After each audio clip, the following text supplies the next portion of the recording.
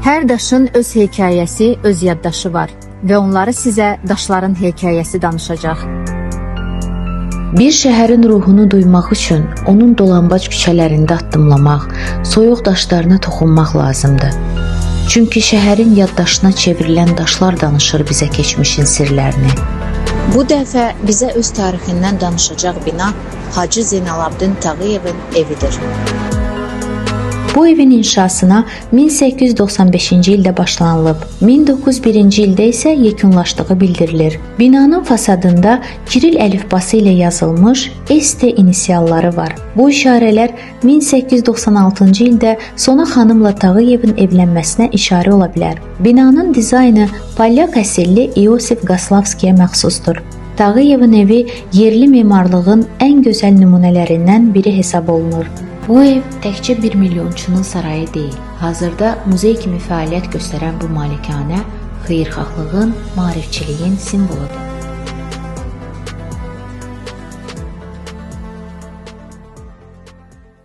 Xatirə muzeyinin ekspozisiyası Hacı Zeynalabdin Tağıyevin iş otağından başlayır.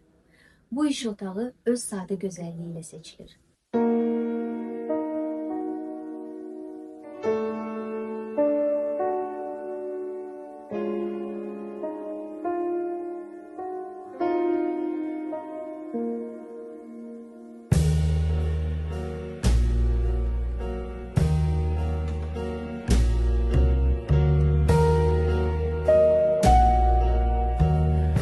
Muzeydəki eksponatlar arasında Tağıyevin ailə fotoları, albomları da yer alır.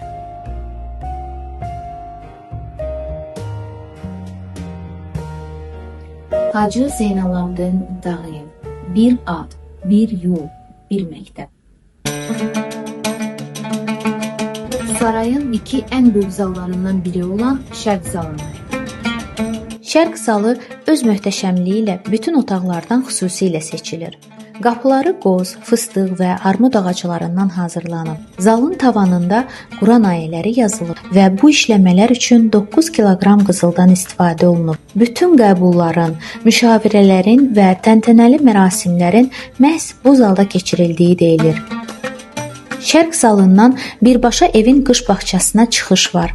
Qış bağçasının mərkəzində yerləşən dairəvi fəvvarə məkana xüsusi bir ab-hava qatır. O dövrdə hələ Bakıda elektrik işıqlandırılması geniş yayılmasa da Tağıyev evdə generator sistemi qurdurmuşdu. Bura yemək otağıdır. Otağın divarları məxməri ipək parça ilə örtülüb. Masanın ətrafında oturacaqların üzəri də məxmərlə işlənilib. Şkaflarda Tağıyevin Fransadan gətirdiyi büllur qədəhlər və gümüş bıçaq xörək dəstləri yerləşir. Bu dəstlərin üzərində adının baş hərfləri həkk olunub. Masanın üzərindəki gümüş, üzəri minalı qab dəsti isə Buxara əmirinin hacıya hədiyyəsidir.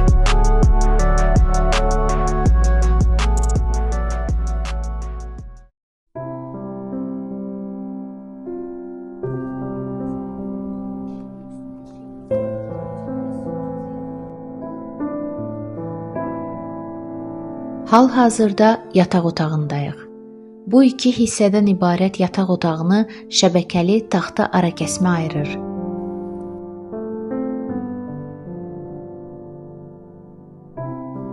Bu isə yataq otağına məxsus zövqlü tərtibatda qarderob otağı.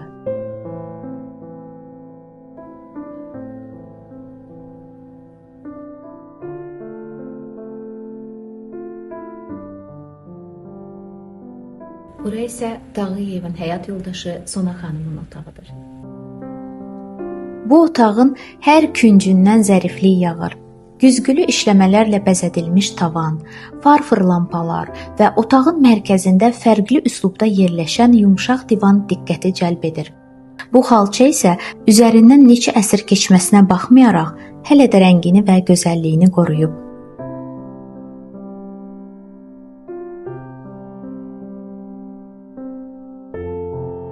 Sütunlu tağların arasından keçərək Hacı Zeynalabdin Tağıyevin kitabxanasına daxil oluruq.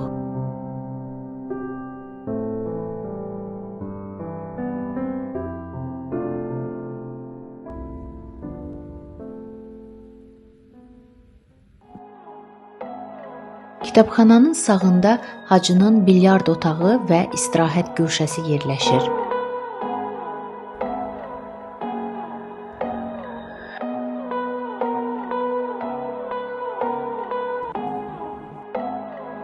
Bu evdə nəinki bir milyonçunun həyatı, bir xalqın oyanış hekayəsi yatır.